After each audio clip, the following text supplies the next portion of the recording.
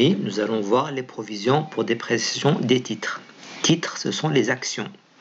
Donc, je vous rappelle que les actions achetées dans un but de spéculation sont enregistrées dans le compte placement courant et que les actions, on dit actions ou titres, achetées dans un but de contrôle sont enregistrées dans le compte titre de participation.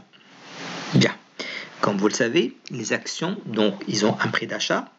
Ensuite, le prix ou on dit cours d'action. Cours veut dire prix.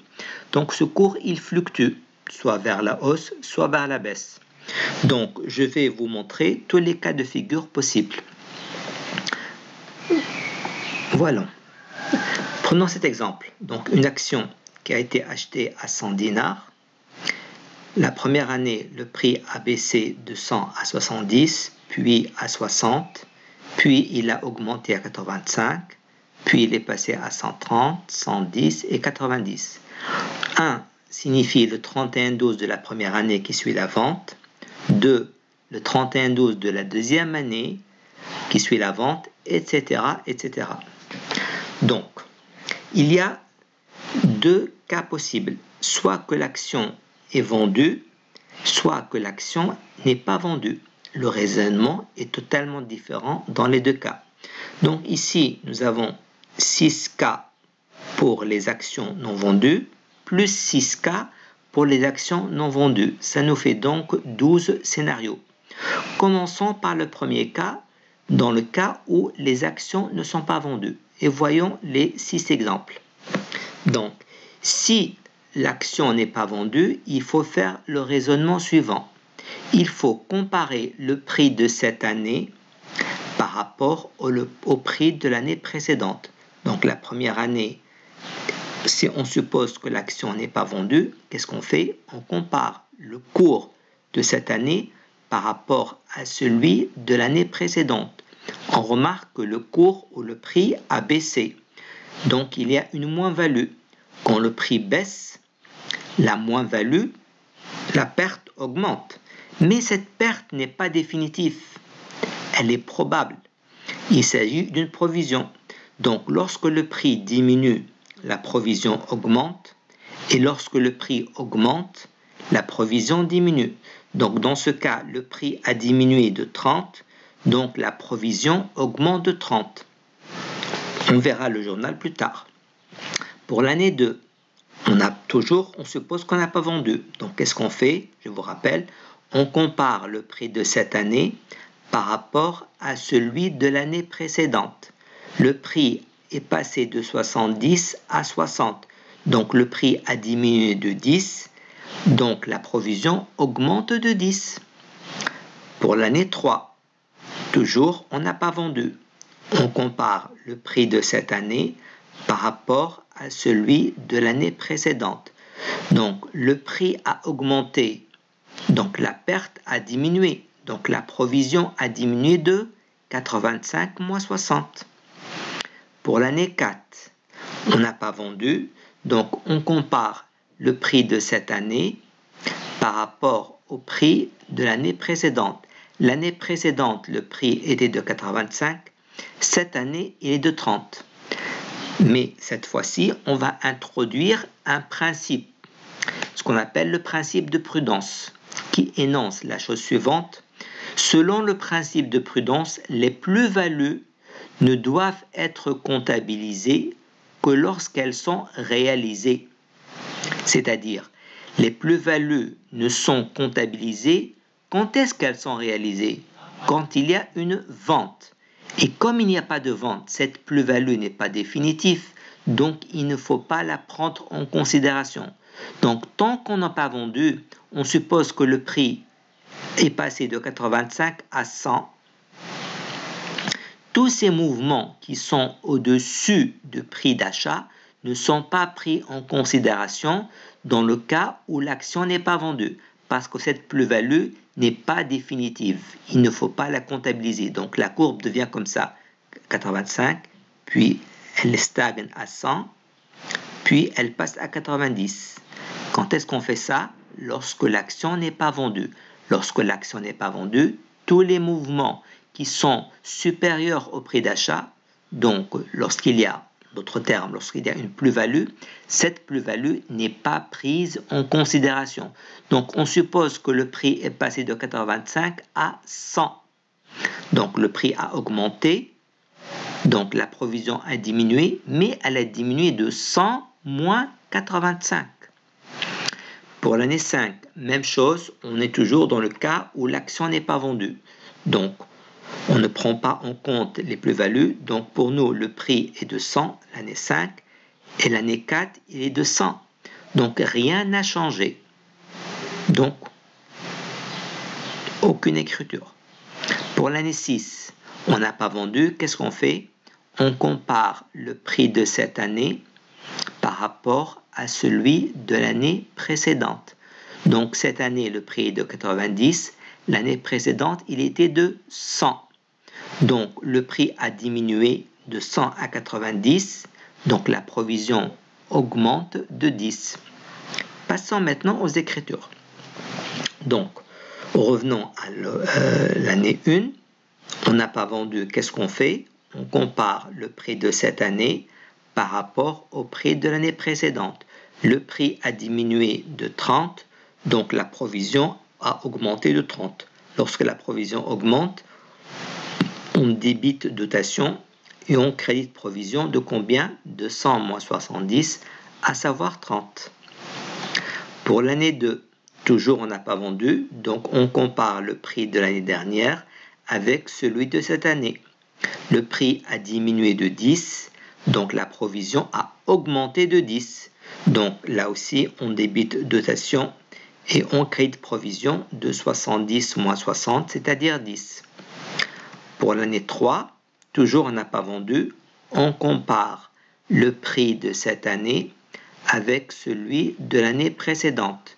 Le prix a augmenté, donc la provision a diminué. Le prix a augmenté de 15, 85 moins 60, donc la provision a diminué de 15. Donc on débite provision et on crédite reprise de 85 moins 60, c'est-à-dire 25. Pour l'année 4, on n'a pas vendu, on compare le prix de cette année 100 avec celui de l'année précédente 85. Donc le prix a augmenté de 85 à 100. Donc la provision a diminué de 15. Donc on débite provision et on crédite reprise de 15 qui est 100 moins 85. Pour l'année 5, on compare le prix de cette année 100 avec celui de l'année précédente 100. Je vous rappelle pourquoi 100. Parce qu'on n'a pas vendu l'action, donc on ne prend pas en considération les plus-values. On suppose que c'est 100. Donc le prix est resté stable, donc pas de comptabilisation. Donc c'est une opération blanche. Pour l'année 6, toujours on n'a pas vendu. Donc on compare le prix de cette année qui est de 90 avec celui de l'année précédente qui est de 100. Le prix a diminué de 10, donc la provision a augmenté de 10. Donc pour l'année 6, on débite dotation et on crédite provision. Maintenant, nous allons revoir les 6 cas dans le cas où l'action est vendue. Alors si l'action est vendue, le raisonnement change complètement. On ne compare plus le prix de cette année par rapport au prix de l'année précédente, mais on fait la chose suivante. Quand l'action est vendue, il faut faire deux choses. D'abord, il faut annuler la provision de l'année précédente. Ensuite, on comptabilise l'encaissement produit de la vente. Je vais commencer par le cas 2. Je vais laisser le cas 1 pour plus tard. Il est un peu plus compliqué. Pour le cas 2, donc, qu'est-ce qu'on a dit? Il faut tout d'abord solder la provision de l'année précédente. Donc, c'est-à-dire solder la provision de l'année 1. Alors, la provision de l'année 1, je peux la déterminer graphiquement. C'est la différence entre le prix d'achat et le cours actuel. Donc, c'est 30. Donc, quand je vends l'année 2, la première chose à faire, je solde la provision de l'année 1. qui est de 30. Ensuite, je comptabilise la vente. J'ai reçu 60 dinars. Je vous montre. Donc, je solde la provision de l'année précédente par le débit du compte reprise et le crédit du compte provision, qui est de 30. Ensuite, je comptabilise l'encaissement. Donc, je débite banque pour 60, qui est le cours actuel, et je crédite placement, toujours, c'est une règle, pour le prix d'achat. Donc, je constate qu'il y a une différence de 40, parce que j'ai acheté pour 100 et j'ai vendu pour 60. Donc, j'ai perdu 40. Donc, c'est une perte. Je l'inscris dans le début du compte 656, charge nette sur cession de valeur mobilière. Revenons à l'année 3. Donc, si je vends dans l'année 3, première chose à faire, c'est quoi? Je solde la provision de l'année 2. Graphiquement, la voici. C'est le prix d'achat moins le cours de l'année 2, c'est-à-dire 40. Donc, je solde la provision de 40 et je comptabilise l'encaissement de 85. Donc, passons à l'année 3. Donc, d'abord, je solde la provision de l'année 2 par le débit du compte reprise et le crédit du compte provision, 40. Ensuite, je comptabilise l'encaissement. Donc, je débite banque, 85. Et je crédite placement, je vous rappelle, toujours pour le prix d'achat. Donc, j'ai acheté à 100 et j'ai vendu à 85. Donc, j'ai perdu 15. Je débite le compte charge nette. Maintenant, pour l'année 4. Donc, si je vends l'année 4, première chose à faire, je solde la provision de l'année 3. Graphiquement, c'est 100 moins 85, donc c'est 15. Ensuite, d'abord, je solde la provision de l'année 3, qui est de 15. Ensuite, je comptabilise l'encaissement. Cette fois-ci, j'ai vendu, donc je prends en considération la plus-value. Donc le 130, je le prends en considération, contrairement à tout à l'heure, quand l'action n'était pas vendue, j'ai considéré que le prix était de 100. Mais cette fois-ci, l'action a été vendue, donc je prends en considération les 130. Donc,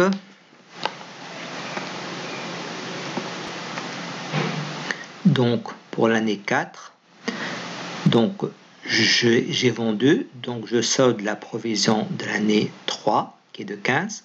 Ensuite, je comptabilise l'encaissement, qui est de 130. Cette fois-ci, je prends en considération la plus-value parce que j'ai vendu, parce que la plus-value, elle est réalisée, donc elle est définitive. Donc, d'où l'écriture suivante. Donc, voilà. Donc, je solde la provision de l'année 3 par le débit du compte reprise et le crédit du compte provision de 15. Ensuite, je comptabilise l'encaissement. Je débite banque 130. Je crédite placement courant toujours pour le prix d'achat. Donc, j'ai acheté pour 100 et j'ai vendu pour 130. Donc, j'ai réalisé un gain de 30 dinars. Donc, je crédite le compte produit net sur cession de valeur mobilière. Maintenant, pour l'année 5. Donc, revenons à l'année 5.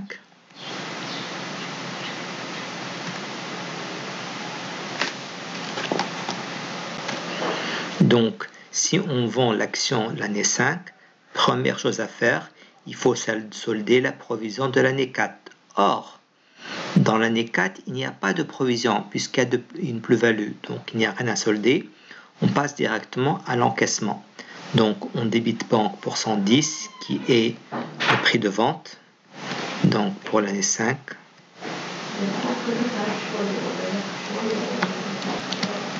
Donc, on passe directement à l'encaissement. On débite banque pour 110. On crédite placement courant toujours pour le prix d'achat. Donc, on a acheté à 100 et on a vendu à 110. Donc, on a un gain de 10 dinars. Donc, on crédite le compte 757. Pour l'année 6, revenons au graphique. Donc, l'année 6. Si on vend l'année 6, il faut d'abord solder la provision de l'année 5. Même chose, durant l'année 5, il y avait une plus-value. Donc, il n'y a pas de provision à solder. on passe directement à la deuxième écriture qui est l'encaissement. Donc je débite banque pour 90 et je crédite placement courant pour 100. Donc passons au journal.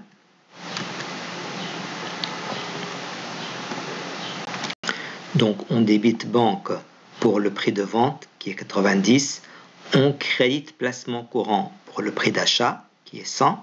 On a une perte, donc charge nette pour 10 dinars. Voilà donc tous les cas possibles. Donc je répète, si on vend l'action, il faut solder la provision de l'année précédente s'il y a, ensuite comptabiliser l'encaissement. Par contre, si on ne vend pas l'action, il faut juste comparer le prix de cette année par rapport à celui de l'année précédente. Si le prix augmente, la provision diminue. Si le prix diminue, la provision augmente.